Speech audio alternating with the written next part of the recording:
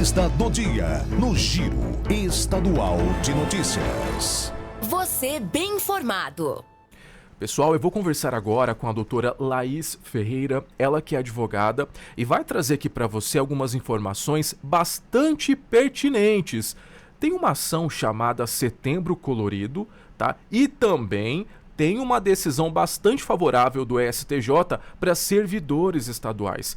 Daqui a pouco a gente vai falar um pouquinho sobre isso. Bom dia, doutora Laís. Obrigado pela participação aqui no Giro Estadual de Notícias. Eu que agradeço a oportunidade de estar aqui. Muito obrigado pelo espaço e espero poder sanar a dúvida de vocês e dos ouvintes. Nós que agradecemos. Minha também, que eu tenho algumas dúvidas, viu, doutora Laís? Inclusive, vamos explicar para quem está nos ouvindo nesse momento sobre esse Setembro Colorido. É uma ação? Explica um pouquinho mais sobre isso. Não, o Setembro Colorido, na verdade, é uma forma de chamar atenção para o fato de que várias pessoas possuem o direito a ter isenção do imposto de renda se elas sofrerem de algumas doenças graves. Entendi. Entendeu?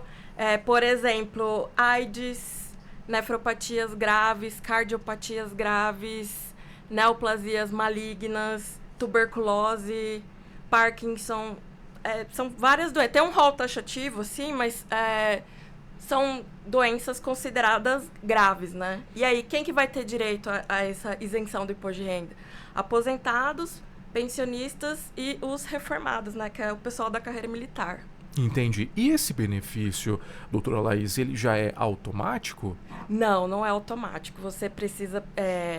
por exemplo, se você não for servidor público, se você for do RGPS, você tem que pedir na própria Receita Federal. Você pede a isenção do imposto de renda na própria Receita Federal. E aí, se for negado, você vai entrar com o processo judicial. Uhum. Certo? Uhum. Agora, se você for servidor público, quer dizer, servidor público aposentado, você pode ir no próprio órgão pedir essa isenção. E também, se for negado, você pode acionar as medidas judiciais cabíveis. Entendi. Então, pessoal, para você entender um pouquinho melhor, esse Setembro Colorido, ele é uma forma de conscientizar sobre as doenças graves e sobre essas pessoas que têm direito à isenção de impostos. Vamos só esclarecer melhor. Uhum. Quais são essas doenças, doutora Laís? Quais são essas doenças que, pela lei, podem garantir essa isenção do imposto de renda? Então, pela lei 7713 de 88, ela é um rol taxativo, né? A AIDS, alienação mental, cardiopatia grave, cegueira, até mesmo a monocular, que as pessoas não sabem disso, né? Contaminação por radiação, doença de Paget, Parkinson, esclerose múltipla, hanseníase, nefropatias graves, né, que são doenças do fígado, neoplasia maligna e tuberculose ativa. Entendi. Então, nesse caso, uma pessoa que está nos ouvindo nesse momento tem alguma dessas doenças. Isso. Qual que é o primeiro passo? Ela tem que recorrer, então, aonde? A Receita Federal, se ela não for servidora pública. E se ela for servidora? Aí é o órgão do qual ela faz parte. Entendi. Mas é necessário que ela apresente um laudo médico comprovando que ela tem essas doenças, Exato, né? exatamente. O laudo médico pode ser tanto do SUS ou particular, ou até mesmo o órgão público que ela trabalhar que pode fornecer, né? Se ela for servidora pública. Uma coisa interessante é que você não precisa estar com a doença ativa para ter esse benefício. Entendeu? Então, por exemplo, digamos que você tem uma nefropatia, né, que é a doença do fígado. E você, em tese, você controlou a doença. Mas você vai ter que fazer acompanhamento dessa doença ao longo de toda a sua vida. Você não pode parar de cuidar. Então, você vai ter muitos gastos, né? Com médico, com remédio, com várias coisas para você manter a sua saúde. Então, o que a lei pensou? Poxa, essas pessoas estão gastando tanto, né? Vamos dar uma isenção para elas. Inclusive, a gente sabe que quem mora no interior, em algumas cidades mais pequenas, né, elas têm algumas dificuldades para poder conseguir esses laudos, para poder se deslocar em alguma Receita Federal. Então, nesse caso de pessoas que estão nessa realidade, como que ela deve proceder? Tem algum telefone? Ela pode fazer isso de forma remota? Quais são as principais orientações para pessoas que moram em cidades pequenas e que, por exemplo, na sua cidade não tem uma sede da Receita Federal? Então, como que funciona isso? Então, em cidades pequenas você sempre vai ter acesso a um SUS, pelo menos, né? A um atendimento básico. Então, no SUS você pode conseguir esse laudo, né?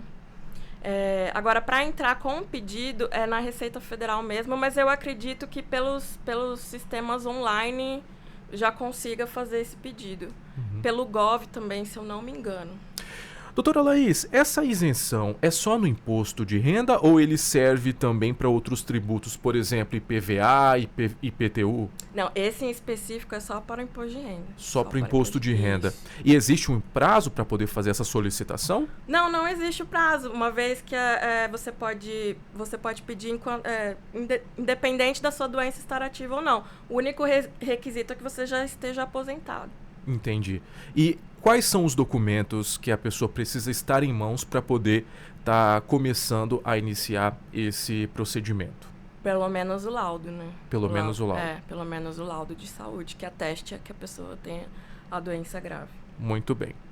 Agora são 7h48 em Mato Grosso do Sul. Para você que está acompanhando, para você que ligou o rádio agora, eu estou conversando com a advogada doutora Laís Ferreira. Vamos agora falar de um outro caso, que é justamente sobre aquela decisão, né, do STJ que decidiu que servidores públicos podem ter direito a valores maiores no 13º salário e também nas férias. O que exatamente mudou com essa decisão, doutora Laís? Então, é outra decisão que também afeta os aposentados. Mas aqui a gente vai ter um nicho menor porque é só o aposentado servidor público, né? Quando ele tem o direito ao abono de permanência. O abono de permanência é uma vantagem pecuniária concedida àqueles que já preencheram os requisitos da aposentadoria, né? Então, ao invés de se aposentarem, elas continuam no serviço público e aí elas vão ter direito a esse abono de permanência, né? Como se fosse uma premiação, né? E essa premiação consiste na isenção da contribuição previdenciária. E o que mudou agora com essa decisão do STJ, né? Foi uma decisão em recurso repetitivo. E essa decisão diz que o abono de permanência, ele faz parte do salário, da remuneração do servidor. Então, isso vai incidir no 13º e nas férias. É uma discussão um pouco antiga, porque os órgãos públicos falavam que não fazia parte da remuneração, né? Eram verbas transitórias. Aí, agora, o STJ veio e pacificou, falando que são verbas permanentes, e aí elas fazem parte do salário. E isso serve para todos os servidores ou tem apenas algumas categorias específicas? Olha, o STJ pacificou os servidores federais, que fazem parte da Lei 8112 de 90, que seguem o Estatuto da Lei 8112 de 90. Mas eu acredito que os servidores estaduais e municipais também farão parte, porque normalmente segue-se a lei federal, né? Entendi. Mas pacificado mesmo, são para os servidores federais. Para os servidores federais. Isso. E aquele servidor, doutora Laís, que já recebeu, no caso, o 13º, né? Ou até mesmo férias anteriores, ele pode pedir uma revisão ou não? Pode sim, em até 5 anos, né? Que é o prazo prescricional, você pode entrar com essa revisão desses valores. A partir do deferimento do seu abono, né? Aí você conta 5 anos para trás. Tá. No caso, o servidor, ele precisa entrar, vamos dizer assim, na justiça ou não é necessário para poder ter esse direito? Então, é que vai depender muito do órgão onde o servidor trabalha, né? Alguns órgãos já estão aplicando essa decisão. Mas pode ser que o órgão também aplique parcialmente. Até essa semana a gente pegou um caso que o órgão aplicou apenas para o 13º, não aplicou para as férias, entendeu? Então, assim, tá um pouco bagunçado ainda, mas eu acho que com essa decisão vai pacificar, né? Mas enquanto os órgãos não aplicarem, a pessoa tem o direito de recorrer ao judiciário. Essa lei já foi regulamentada? Não, saiu agora pelo STJ, né? É uma decisão em recurso repetitivo. Entendi. É um precedente judicial vinculante. Agora, doutora, qual é a principal orientação que a senhora passa para um servidor que quer verificar se ele se enquadra ou não nesse direito? Então, eu acho que é complicado para o próprio servidor verificar, né? Porque você tem que fazer uma análise minuciosa dos cálculos. Então, eu vou orientar a buscar uma ajuda jurídica que consiga fazer esses cálculos. para ver se está sendo aplicado nessas verbas reflexas, né? E é interessante, né, que tanto nesse caso quanto no outro, né, que a gente começou falando, é a população, é o trabalhador que tem que correr Exato. atrás, né? E é por isso que a gente traz aqui profissionais para poder orientar você que não saiba que você tem esse direito. E infelizmente isso não é tão divulgado e as pessoas acabam passando aí, e decisões como essas acabam passando despercebidos para alguns trabalhadores. Eu conversei com a advogada Laís Ferreira falando um pouquinho mais sobre os direitos, né, de trabalhadores aqui do nosso país. Doutora Laís, muito obrigado pela sua participação aqui no Giro Estadual de Notícias. Muito obrigada a você, espero que eu tenha conseguido sanar um pouco das dúvidas. Contribuiu, com certeza. Obrigada. Muito obrigado, viu? Bom dia. Bom dia, agora são 7h.